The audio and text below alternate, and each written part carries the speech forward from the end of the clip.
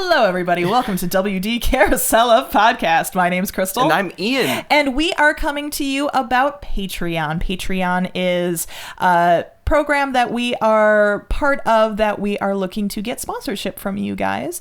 And so here's a little bit about what we offer. Yeah, so we are going to offer just one level for Patreon, and it is you will become a pass holder, and that gives you access to a couple of things. The first thing you get is early bird access to all of our episodes. So as soon as I get an episode done, as soon as we shoot it and I upload it, you will have access to it at that very moment, and it'll be delivered to you through the Patreon app, or you can use our other new feature, which is the new CoPass app, which will be sent to you how to get access to that once you sign up.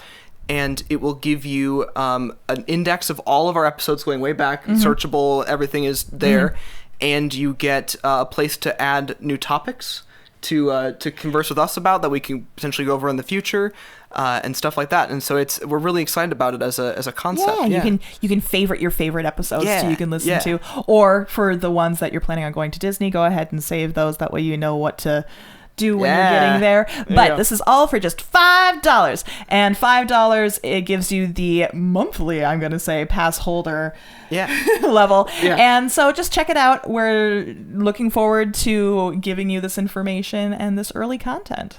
All right, now with the show. Thanks, everybody.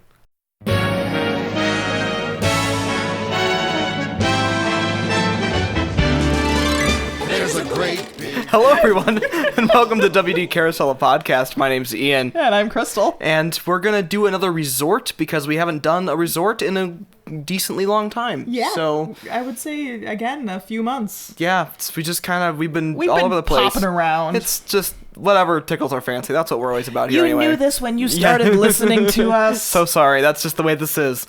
But yeah, so we're going to we're going around the circle again, the Monorail Loop, right? Yeah, so we already did the Contemporary, and we did the Polynesian, so... Grand Floridian. It makes sense. It does, it does. So it's the only resort left on the Monorail Loop. Yes.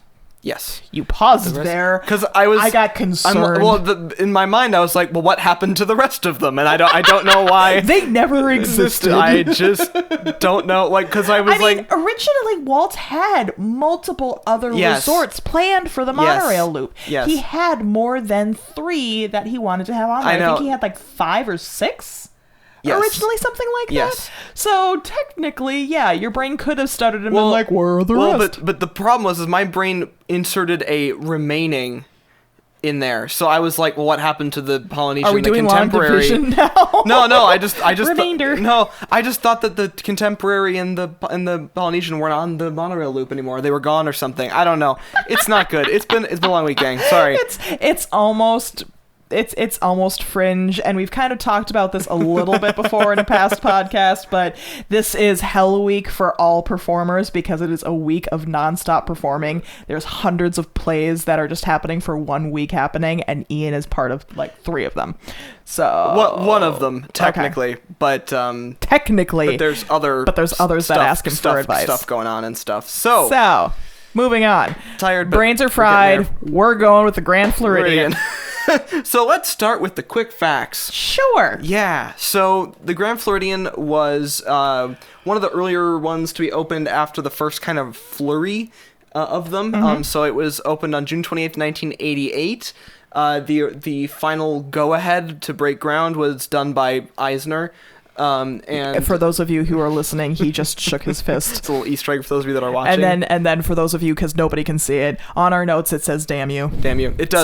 Sorry. The parental should have flagged given that. the warning. I'm sorry. It's okay. I don't think that actually meets the requirement. I think you can say that.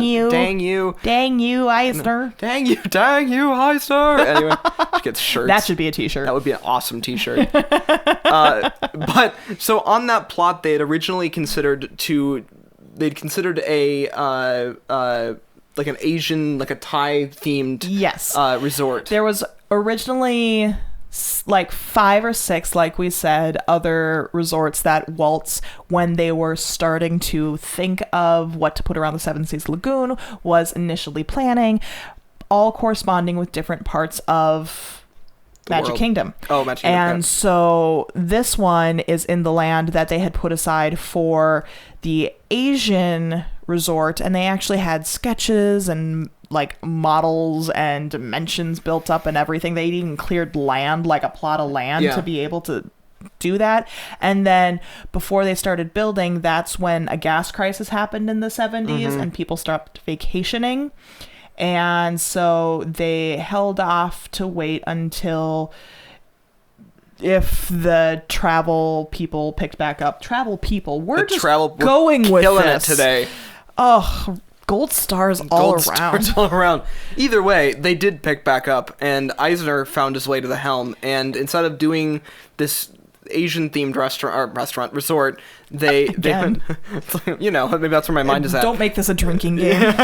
They ended up making a Victorian era themed resort, and it became kind of the flagship resort for Walt Disney World, and it's the most opulent, the most over-the-top resort that they have. The craziest. I don't know that it's I find it like every time I've like seen all the resorts and that we've like gone like thinking to do a resort or something, I've always kind of been like, the Grand Floridian doesn't seem that interesting. I mean, it isn't the most whimsical or anything, but it's definitely like one of the most opulent. It is still themed, but it doesn't feel themed because a lot of the theming comes from other places that you can go to. Like, you can't really go to a future world with a contemporary where that's actually still a structure and things like that still exist. Or, you know, most people can't go into Polynesia and get a sense of the actual culture there. So they're really good about bringing what you're not going to be able to touch into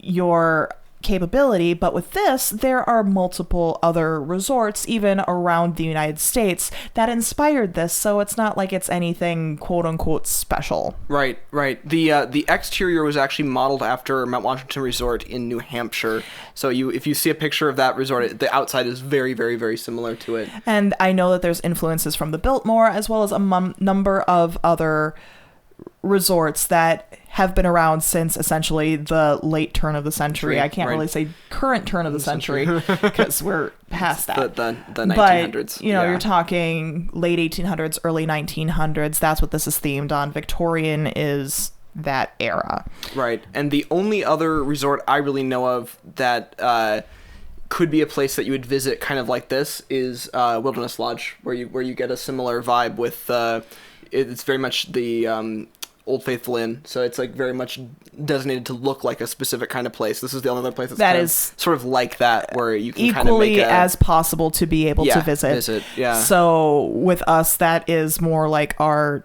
northern Minnesota aesthetic, which we're really not into. So the likelihood of us staying at Wilderness Lodge is... Speak for yourself. I am speaking for myself. I will probably never stay at Wilderness Lodge. I've been horribly ill at Wilderness Lodge, so I have no desire to go and stay there again. But now we're digressing. Yes, continue. Again. Yes, so... You know what? You hit the button! You know what? With all our notes. So there's a couple of the themes character-wise that kind of show up in even though it's like a more kind of opulent and eloquently kind of put together structure instead of being very obvious like a like some of the moderates and Valley resorts. You're not going to have a big Mickey Mouse staring at you, a Mickey Mouse phone. That's on one of them. One of them has the big Mickey Mouse phone hiding the elevators. Wonderful. Moving on. Instead, though, it's got a lot more subtle notes. You'll find it in the marble flooring. You'll find it in little touches of like trim work and detailing, but it's not something that's going to smack you in the face with Disney. Right. You see a lot of themes that will come through include Mary Poppins, Alice in Wonderland, Cinderella comes up occasionally, and we'll get a little more into that later, but you'll see that along with the Fab Five characters kind of throughout, kind of being a motif. So one of the easiest places for you to see a more quote-unquote obvious character is if you are standing on or near the main emblem for the Grand Floridian. They have them etched in, like I said, the marble there, as well as in the DVC section in the main entry lobby. You're going to see a fountain, and there it has the little penguins from Mary Poppins playing in the water. So it's a lot more subtle, but it is tastefully done. Yes, I think that's the best way to say it. Tasteful. There's the thing that's kind of unique to the Grand Floridian is that it gets dressed up like the parks do for different holidays and events. Yeah. So like for Easter, you get the giant Easter eggs. I don't know how big they are. They're bigger than ostrich eggs. I swear, they're like 1.5 feet tall. Good Lord. My brother had an ostrich egg, and it was about 9 inches tall. So this is like wow, double those. And I think they're supposed to like be made out of chocolate or something. I don't know. But every year they change up the themes, and they have a lot of chocolatiers get together and create these amazing Easter eggs to a lot of different themes of movies, themes of characters. Anything that's Disney oriented, you're probably going to see an Easter egg regarding it. And that's cool. One of the few resorts that does actually anything for Easter, because not a lot of resorts do anything for Easter. Yeah. Unlike the Christmas holiday, where, you're going to find the Christmas trees everywhere. around and some other decorations. However, but Grand Floridian kind of goes a little extra on goes that. Cuckoo on this. The main Christmas tree in the Grand Floridian is gigantic. Typically they have this like super tall 30-foot I'm not sure tree. Which one's bigger, if it's Wilderness Lodge, Animal Kingdom Lodge, or the Grand Floridian. For the tree? Yeah. I don't know either. Either way, it's huge. It's big. And you should check them all out and then tell us. Yes, please, and thank you. And the other thing that they have for Christmas is the gigantic gingerbread house. Yes, it's a gingerbread house that they actually have people in, and you can buy gingerbread from it. You can buy a gingerbread shingle. Yes, you can buy shingles. Of course, why not? Why wouldn't you? From the gingerbread house. My brother went last Christmas, and he said that it just was so overpowering with the smell of gingerbread just because of this huge gingerbread house in the middle. It very much brought Christmas to the forefront. Yeah, absolutely. Other thing that's interesting about the gingerbread house is it is not mostly gingerbread. That's true. It is a wood frame that they do then. But with that amount of gingerbread, they would have to have it. It's pretty incredible. It's like the whole exterior cladding is basically gingerbread and edible things. It's pretty crazy. So not to say that the interior of the Grand Floridian isn't amazing already. They have some of the best entertainment there for free. There's a live pianist that plays pretty continuously, as well as at nights they have a full-on band that is up a couple floors and plays live music. Tasteful live music. Of course, tasteful. That's like the theme of the day for this resort is tasteful. But you're able to experience what it would have been. And it makes me, I know this is really ridiculous, but it makes me think back of what the Titanic would have been like with the live music and the beautiful scenery. We're not talking third level steerage. We're talking first class and gorgeous and the highbrow entertainment. That's the Grand Floridian. Very cool. Yeah, and so, of course, all the deluxes, it seems like Disney wants to get DVC, some Vacation Club stuff put in there. And they did build villas. They're just Disney Vacation Club villas. There's nothing like fancy or different about them. They're huge. They are beautiful, and they overlook the monorail. Yes, and they were completed in 2013. Look at you and your facts. Look at your facts. Oh, thank you. and go ahead.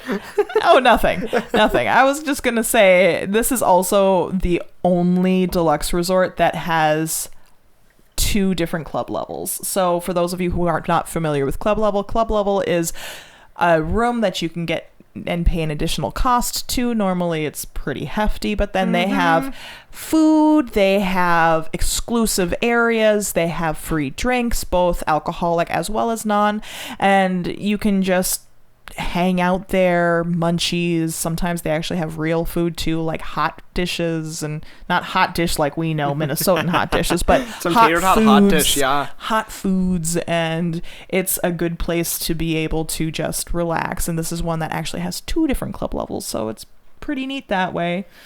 Very cool. That will experience that. Well, both of those. Not with that attitude. There's quite a bit to do at the resort. This is not comprehensive, but you can rent water sports stuff, so lots of water sports, all the sports of the water. So you get to have the little tiny speedboats, you can get little paddle boats, and you can do some parasailing, you can rent yachts, you can do all of that other crazy stuff, which is normal with most of the Seven Seas Lagoon resorts as well. They have access to water, and therefore they're going to offer water services. Right. The pool is based on Mad Hatter. There are actually 2 pools. I believe there is another beach one. Well, there's 2 pools, and then there is the Sandy Beach, which you can go explore. It does not have access to Seven Seas Lagoon. We'll get to the reason why. But the main pool is themed to, and the splash pad sort of situation is themed to Alice in Wonderland and the Mad Hatter. Very nice. And then the official Disney wedding pavilion, where they actually set up all of the big gold weddings. You can get the big Cinderella carriage and your big puffy dress and go walking down the aisle where there's a window in front of you where you can see directly through to Cinderella's castle while you're standing there with your future spouse saying your I do's for thousands and thousands of dollars. It's beautiful. Don't get me wrong. I'm sure. It's amazing, but it is definitely a very pricey dream. Yes. If you can afford it, go for it. Yeah. It is the most... Send us photos. Send us invitations. Invitations, yeah. Actually, that's retracted. Yeah, invitations is better. And then they also have... A number of the deluxe resorts have spas, but they have their Senses Spa and Fitness Center. And you can get... I think that's a full, totally full service spa. I believe so as well, whatever you need. And they're also one of the few resorts, I think they're the only resort that has non-Disney retail shops. So I know inside of there, they obviously have a gift shop and they have some Disney theme shops, but I know that they also have Basin, and Basin is an outside Disney themed store. Interesting. It does body stuff, it does bath fizzies and some hand soaps and all of that, but it's just I don't know why they went, yes, of all the retail stores we could possibly have, Basin, let's just do it. What about Boardwalk? Does that have... But Boardwalk has its own separate thing. This is inside the actual resort building. That's so weird.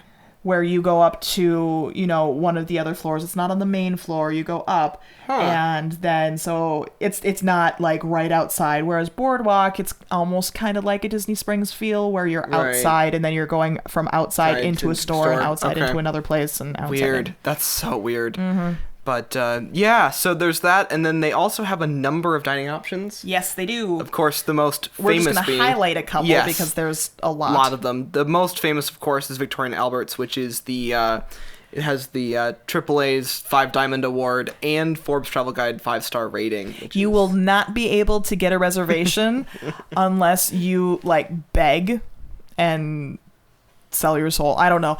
I have never seen a reservation open for it. It is not something that you are going to find on the app being last minute reservation, 60 days out reservation, 180 days out reservation.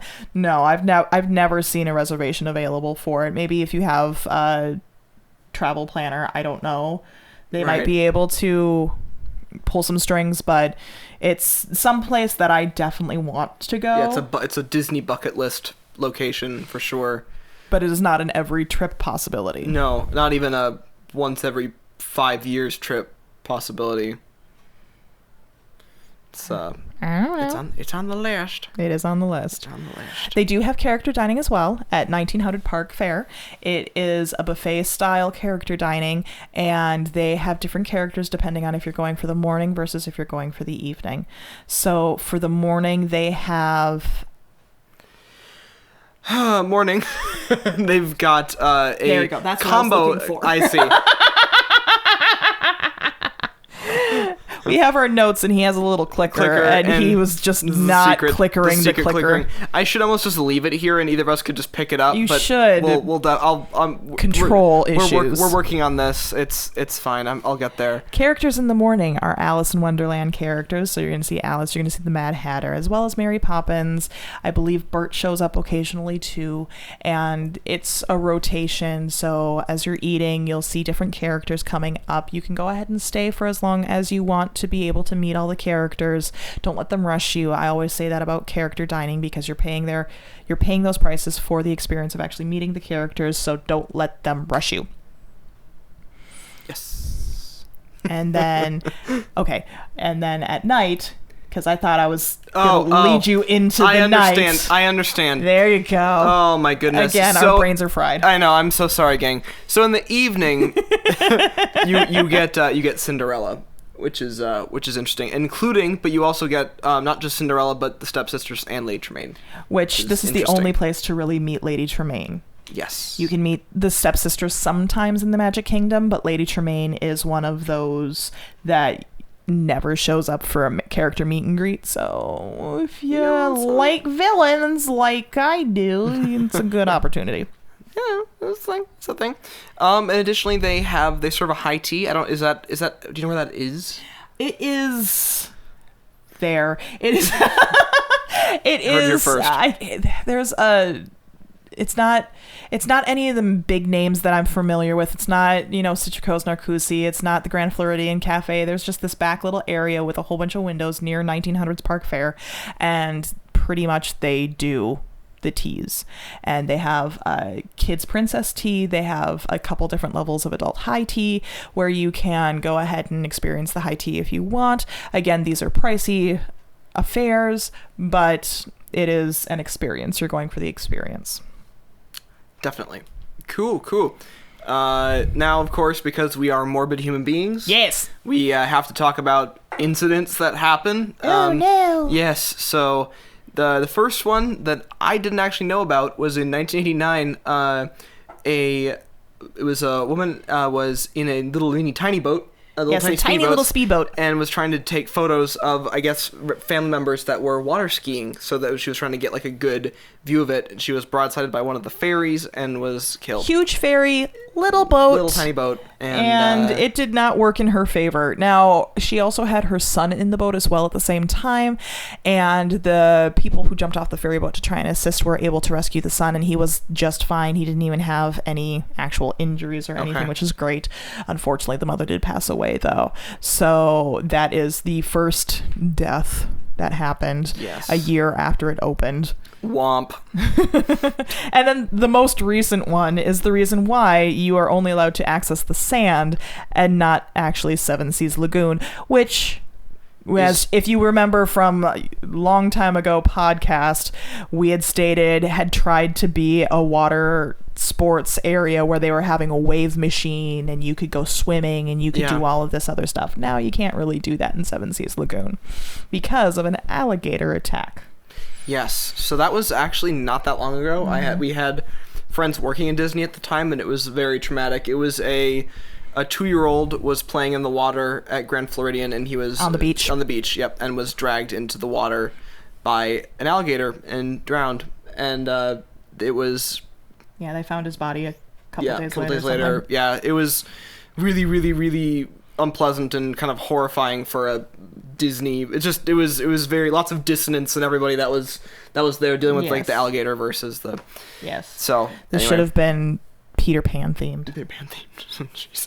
Sorry, that's a croc. That's a croc. That's a croc. It's not an alligator. There's a difference. I know. There's a difference. I just couldn't remember. It's a crocodile with the okay. TikTok. So just to give you guys a little bit of an idea, if you are really wanting, on that good note, to stay at Grand Floridian, which is actually cool. Like it is really neat. It's very beautiful. You're looking at an average start price of about $600 a night. Now there's obviously Disney runs some specials and some discounts. You might be able to qualify for those, but it's still a hefty ticket at a starting rate being $600 a night. With that, you get access to the monorail directly to Magic Kingdom, and you get to see the electric water pageant normally, hopefully out your window. Hey. As well as get the prestige of staying at the Grand Floridian with the sweeping staircases. Of course. Actually, the commercial that you see where Cinderella is running down the staircase, that's the Grand Floridian. Oh, okay. Gotcha. Though, weirdly enough, for me, the first one of those two places I want to stay, I want to do Contemporary first. Yes. Because I'm a nerd. I want to do Contemporary, and then I want to do Poly. Yeah. Grand Floridian's on the list is just not at the top. Even though it's the flagship, I don't know what's wrong with us. This is just our deal. It's not themed enough for us. Uniquely themed enough for us. It's definitely nice, and it definitely has a theme. It's definitely Disney. Very beautiful.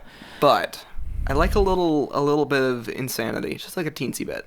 Keeps things interesting. That's why he's friends with me. If you can't see me, I'm smiling. Nerd. Anyways, that is a little bit about the Grand Floridian. There are videos out online if you want to have room tours or have a little bit of a walkabout so you can see what it's like before you get into it. Like we had mentioned before, there is a DVC side of it as well as the main building, which rents rooms for the average person. So yeah, you have options. Cool. Well, I think that kind of covers it for the time being. Of course, we're at some point going to find our way back to all these resorts in one way or another. But on that note, thank you so much for listening and watching. This has been WD Carousel Podcast. My name is Ian. And I'm Crystal. And we hope you have a great, big, beautiful tomorrow. Bye, everybody. Beautiful tomorrow, just a dream away.